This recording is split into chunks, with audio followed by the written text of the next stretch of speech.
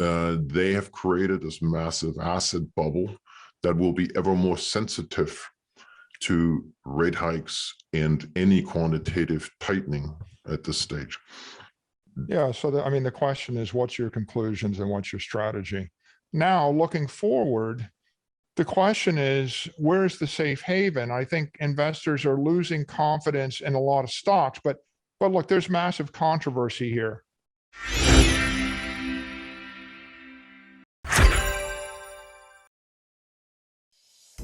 So the downside risk, actually, to the extent that you have so much liquidity chasing all these asset classes, that the downside risk is fairly high. And so they have to be sensitive to that, because keep in mind, you can have a recession just by virtue of an asset bubble popping, right? Yeah, so I mean, the question is, what's your conclusions and what's your strategy? When I look at your charts, I mean, the thoughts that come to mind are that the S&P index is tracking the money supply.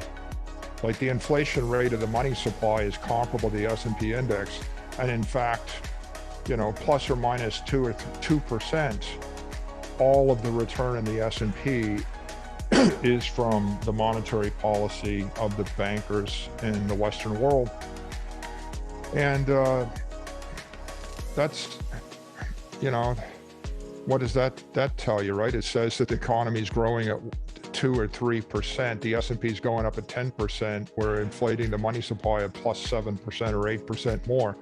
If you look at the S&P, you get diluted out 2 or 3% a year by the management teams. If you have 2% growth in the overall economy and 2% dilution from the management team, all the effective nominal return of the S&P is just the expansion of the money supply. That's exactly. And that says that, you know, well, that just says that your strategy in that environment is you're just long the S&P with leverage. If you can borrow money at 3%, invest in the S&P and get paid 10%, then you get a 7% arbitrage. As long as you don't get liquidated out on volatility, then you're going to be fine. With regard to bonds, you know, if there's a negative 7% nominal yield or negative 6% nominal yield, it just says that bonds aren't money anymore. Like, the bonds aren't a long-term store of value. Nope. When Volcker wanted to fix the bond market, yeah, when we had inflation, if you have massive inflation, people lose faith in the money, in the currency, and now they stampede into a safe haven. So what Volcker did was he made sovereign debt the safe haven by raising the interest rate higher than the inflation rate. If we thought the inflation rate was 7%, if that's what we thought, and if the 30-year bond was yielding 9%, or even if the overnight Fed funds rate was 8%, it would slurp all the money out of equity and out of every other account, and you would actually have sovereign debt as a store of value. I mean, if I look at the last 100 years, I feel like before World War I, gold was a store of value, theoretically. You know, at some point, at different stages between now and between then and 2008, sovereign debt was a store of value. If, you know, Greek bonds yielded 8%, you know, well, like what Turkish debt is yielding like 14%. Yeah. And it was the central bankers' attempt to actually give people a fair yield against an inflation rate which is running more than 14%, but at least there's lip service to it. After 2008, we took, you know, those rates down so low that you could say the monetary inflation rate's been running up to 10%, the bond rate's been 3%, there's been a negative 7% monetary yield. There's been and right now there's a negative 7% real yield. It's 3x worse than it was for a decade. So people have gradually lost faith in sovereign debt, and they migrated into ETFs and index funds. I think that after March 2020, a lot of people lost faith in bonds, right? when the bond market, when the 30-year swaps at 72 basis points, right? When the 10 years, got insane, right? They're like 50 basis points or maybe the 10 years were 70 basis points, but the swap rates were even worse. At that point, everybody stampeded into the stock market, and that was the K-shaped recovery. Look, Amazon bounced from $1,700 a share to $3,400 a share in a matter of weeks, like by the summer of 2020. Yeah. And it's been sitting and chopping sideways. That's and right. So there was a stampede of money. We're monetizing other assets, right? And now what we've done is we've monetized meme stocks, we've monetized SPACs, we've monetized real estate, we monetized art, right? We monetized a lot of cryptos. We monetized Shibcoin and Dogecoin, and Yo-Yo, whatever. Pretty much everything except the one thing that is not money. Like the one thing that you can't get any free market investor to agree to buy would be like a 30-year government bond, right? Like, can you find anybody in any free market investor in the world that would say, I think I want to get paid 210 basis points a year for the rest of my life to sit on a sovereign piece of debt? So I think that we've stampeded out of that. Now, looking forward, the question is, where's the safe haven? I think investors are losing confidence in a lot of stocks, but look, there's massive controversy here. Like a lot of people have been dumping tech stocks to buy the value stocks. I wouldn't hold a value stock for a decade because a value stock looks to me like a bond. If you have a low growth utility, if you're growing 1%, 2%, 3% a year, and if you've got a high dividend yield or a high cash flow yield, it looks like a bond that has a certain yield. And anything that doesn't have a yield higher than the rate of monetary inflation is a negative asset yield. And so the monetary inflation rate looks to me to be double or triple traditional. It's like 20% right now. Like it's getting harder to find a signal for that because I think the S&P is breaking down, but the S&P is still the best signal, or a collection of trophy assets would be the best signal. And you can't really hold any bond or any value stock with a yield lower than that, which to my mind just means, and you're a Northman trader, it's the hardest environment to trade in I can remember in a long time. But especially it gets exponentially harder as your time horizon gets shorter. So it's not easy to figure out what's your short-term trade, because oftentimes the markets move in the opposite direction of the way they should move. If everybody in the world admits we have hyperinflation, then the markets are trading against that and they're pounding into the dollar and they're buying into 30 and 10-year debt under the theory that the central bankers recognize it and they're going to tighten. And I think obviously the opposite is the truth. I mean, they said there was no inflation. Now they've admitted there is inflation. They've got no chance of stopping the inflation. And, they're going to take some action. But long term, if anybody was in denial about inflation 18 months ago, how can you be in denial about inflation looking at the Argentina situation, the Turkey situation, and everywhere in Western Europe and the US? So I can't really figure out how to trade in the near term because all the fast money moves in the opposite direction of where the smart money should move. And in the near term, right, it's Warren Buffett's phrase, it's a voting machine. Over the long term, it's a weighing machine. I would just take a long-term position, and my conclusion long-term is you want to be short currency, long property. If you can buy scarce, desirable property as a portfolio that you can hold for a decade or longer, and if you can finance it with 2%, 2.5% money, right? Like the best idea going is really, really valuable property with a 10 to 30 year mortgage at 220 basis points. And you're just going to wait, because presumably if the true monetary inflation rate is 15%, and it's not, that's a conservative estimate of 15%. It was at least 7%. Probably it was 10% for a decade, probably 10% from 2010 to 2020, which means it's probably 20% right now under the best of circumstances. And if everybody if the economy runs perfectly, if the government backs off of all their regulation, if they balance the budget, if they do whatever, you're going to get back to 10%. 10% is your best hope for monetary inflation. 20% is likely.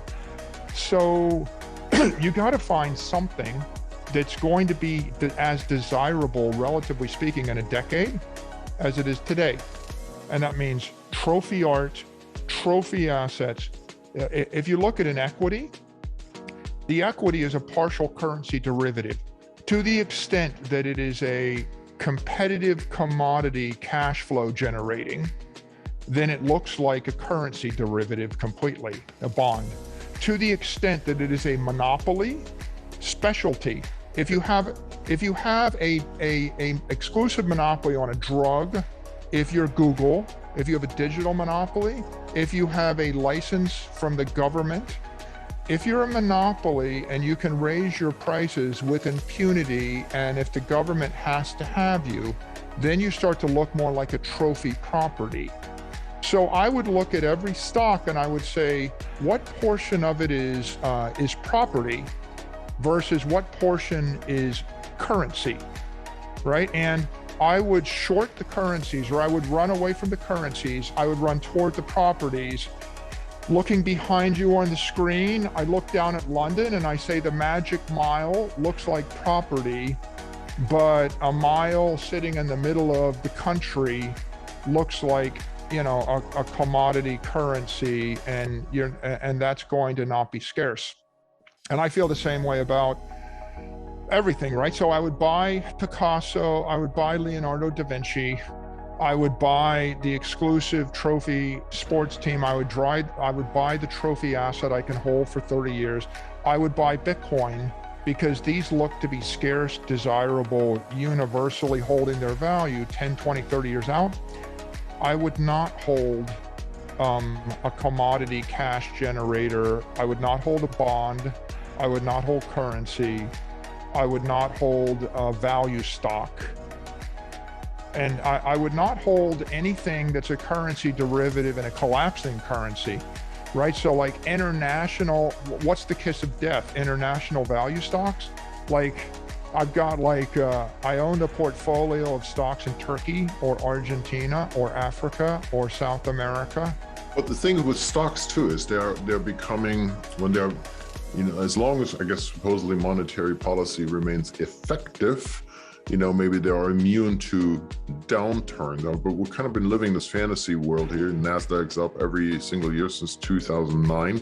The only year was down temporarily was when the Fed raised rates in quantitative tightening. Because the money supply has been expanding every year since 2009. And they got away with that because there was no apparent inflation. We're still in that deflationary environment, right? But now they have they got away with it because they focused the public on the idea that inflation is CPI. Right. They've been in the inflation is in the assets. Yes. So there is no inflation if you don't want to buy anything going up in price, right? That's the right statement. So if you are a working class dentist, doctor, a working class anybody, and you make cash, and you aspire to be wealthy, then you have to buy stock. But the price of the stocks you wanted to buy have been going up by 10% a year. So there's an inflation in the assets you wanted to buy of 10% a year.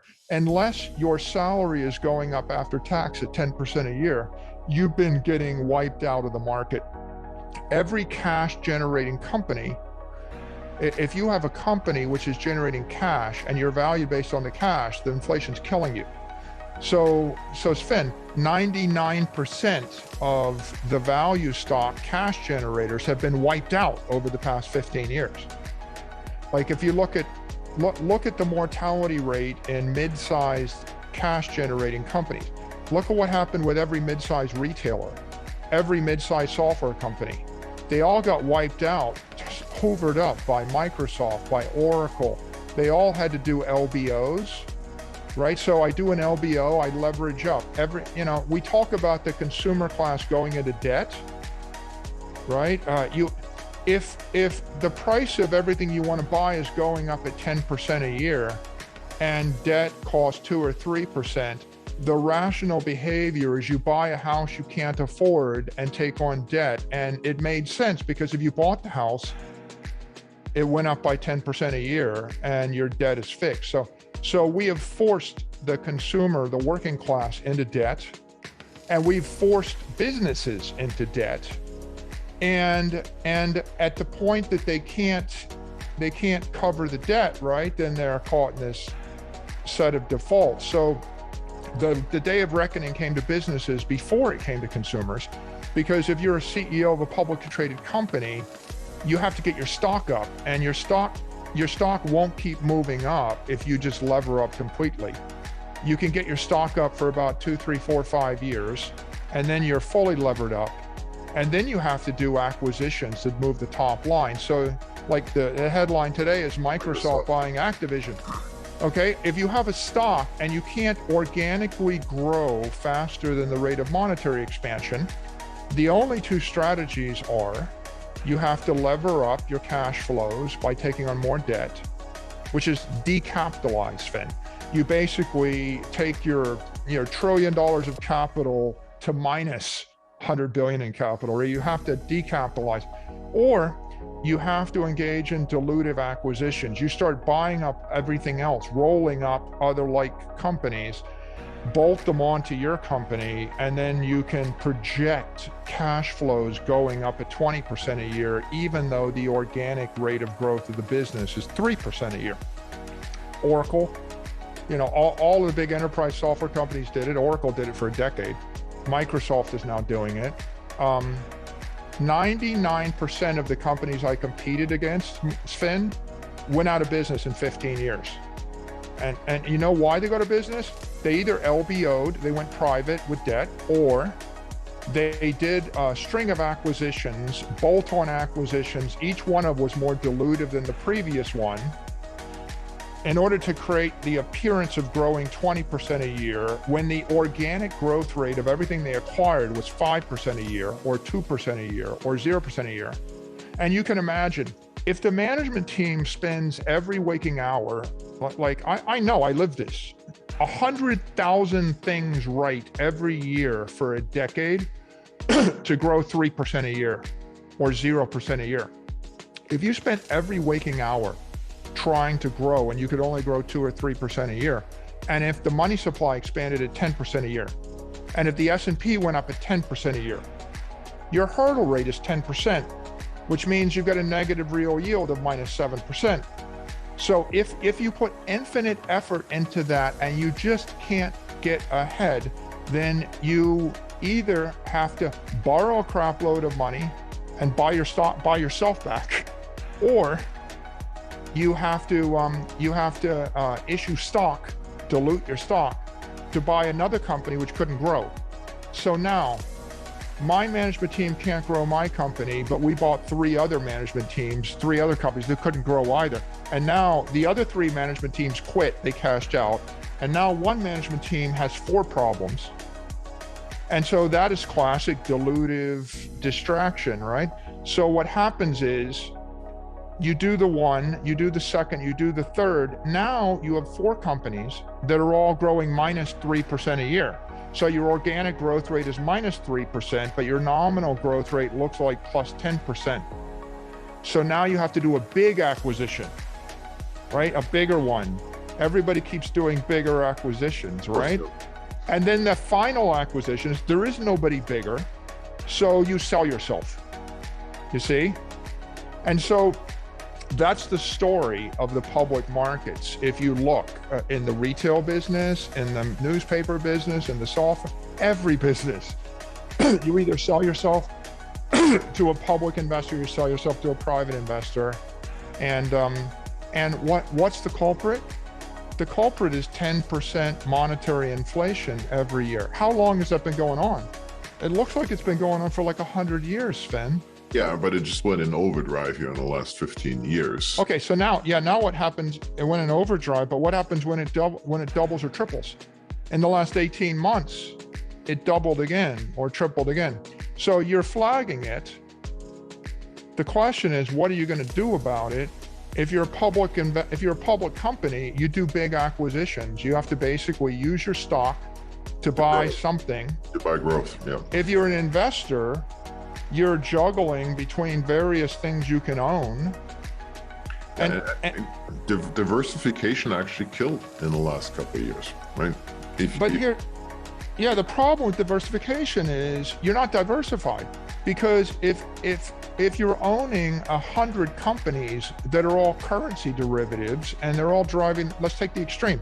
You own every company in Argentina, and the peso went from 15 pesos to the dollar to 210 pesos to the dollar over the course of 4 years.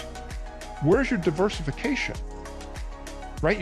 You're correlated to the peso, and that's the first order correlation. In essence, the value of all your cash flows fell by a factor of 15 over 4 years.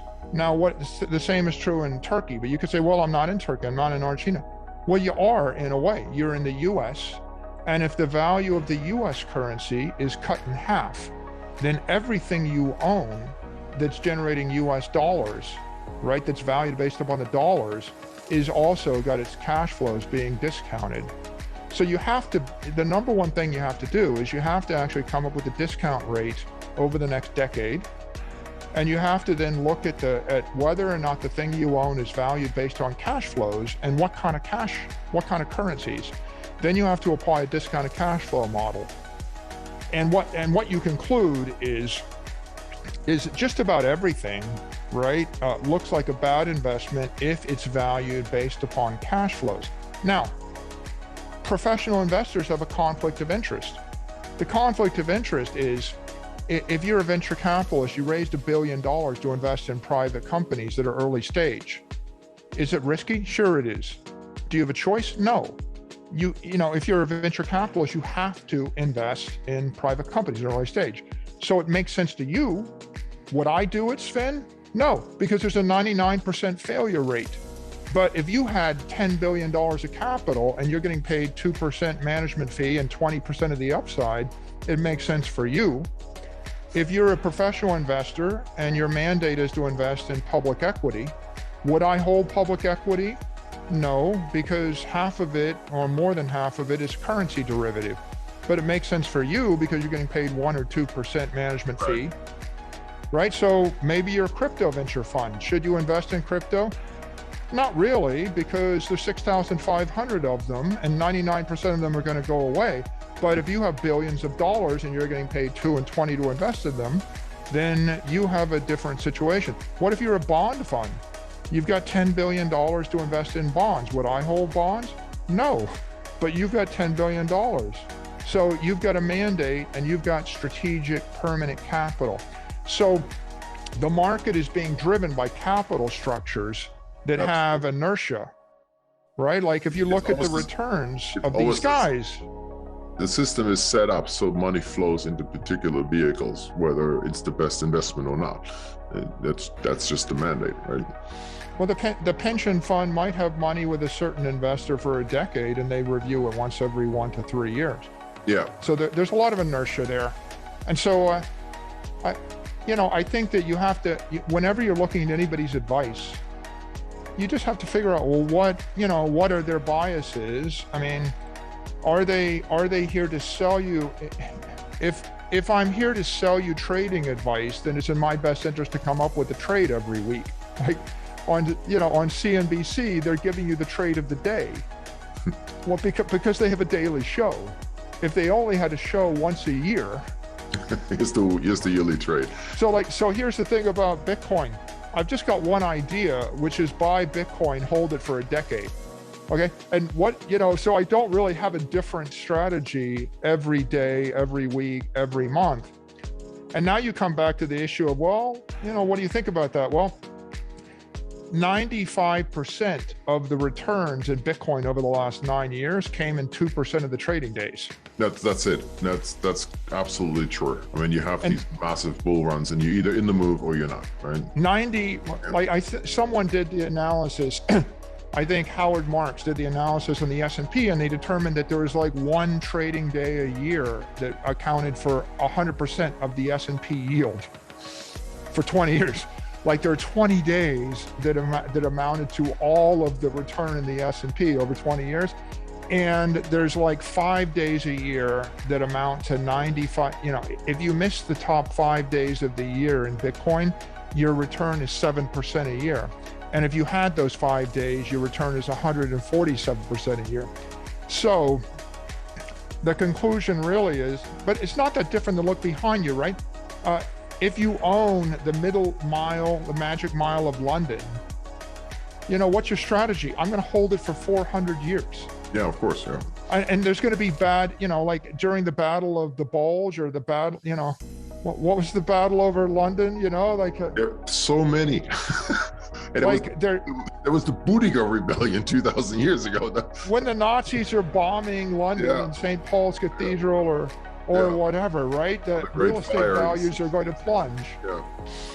And so I think that if you're a trader, it's very challenging. And if you have a short time frame, it's very challenging. I have a macro view, and I think that the single most important thing everybody needs to do is they need to take their portfolio and they need to ask the question, is it property or is it currency? Is it a currency derivative? Is it a partial currency derivative? Is it a substantial currency derivative? And if it's a currency derivative, it's 95% or it's 5%, and it's a derivative of which currency? If the company has half of their cash flows coming from South America, you're owning a currency derivative of the real and the peso. And so you first have to do that modeling. And the second, also like take China. The Chinese are printing more RMB than the economy can handle. That's why they've got a capital control on the RMB. And so if you're owning equities in China, you own a CNY currency derivative. And then after you know that it's currency derivative, is the currency rate fair? Because the official currency exchange rate of the peso to the dollar in Argentina is like 100, but the blue market rate is 210. And the official exchange rate of Chinese currency is much stronger than the real rate would be. If you're willing to accept the illiquidity of not being able to move your asset out of the country in question, you can tell yourself you have a nominal gain in the asset. That's the first question. If it's a property, like owning a football club can be a property. Disney traded as a property. People said, I don't really care what the revenues are or what the cash flows are. I mean, Disney owns all these great iconic brands like Marvel and Star Wars, and it's a property. I just want to own the intellectual property. So if it's a property, be it a building or a stock or a piece of art or a crypto asset like Bitcoin, the next question is how scarce, how desirable is it? If it is the Disney and it is the dominant intellectual property, entertainment property in the Western world for the next 100 years, and you believe it, you can have some conviction, just like you can have conviction in London. Okay, do you have the same conviction in every other city? Like is London, New York? Is New York as good as Kansas City? Is Kansas City, magic mile as good as a mile in the middle of Kansas? So, and is Bitcoin as good as some other crypto? My view is Bitcoin is the apex crypto asset. London and New York, are the apex real estate assets. Go figure. Disney must be the apex intellectual property asset. Somebody owns a drug. Maybe they're the apex medical asset. Whatever you're doing, find scarce assets and that are going to be able to raise their price, or you can sell them in a decade for 10x what you bought them for if there's 10x as much money, and they're not relying upon lots of labor and lots of energy and lots of motion, right? Because the one thing the world doesn't do that well is it doesn't move things around with high velocity at low energy cost in the year 2022, right? Yeah. Because of public policy. That's the beauty of like Disney or Netflix is I'm going to stream that, right? If, you know, the value is I just own it. If I can stream it, if I can own it, if I can move it on a network, I feel like it's not energy intensive, it's not labor intensive, it's not currency intensive. If it is valuable, you want it to be valuable to people in London and New York, not valuable to someone in South America or Africa or Asia. I mean, I love everybody equally, but as a financier, you know, people are just paid 200 million for an apartment in New York City. They're not going to pay 200 million for an apartment in Venezuela, right? So it's figure out where your trophy property is, own it. And then if you can buy it with debt that's long-term, 10, 20, you know, long duration debt, you're not going to get wiped out of. Your arbitrage is you buy something going up in value 15% a year and you pay 3% a year for the debt and you scrape the 12% arbitrage on the asset. And if you've got $1 billion position or $1 million position, $1 million position is paying you $120,000 a year while you wait this out. And so that's the rational move. It's easier to say than it is to do, right? The execution is challenging.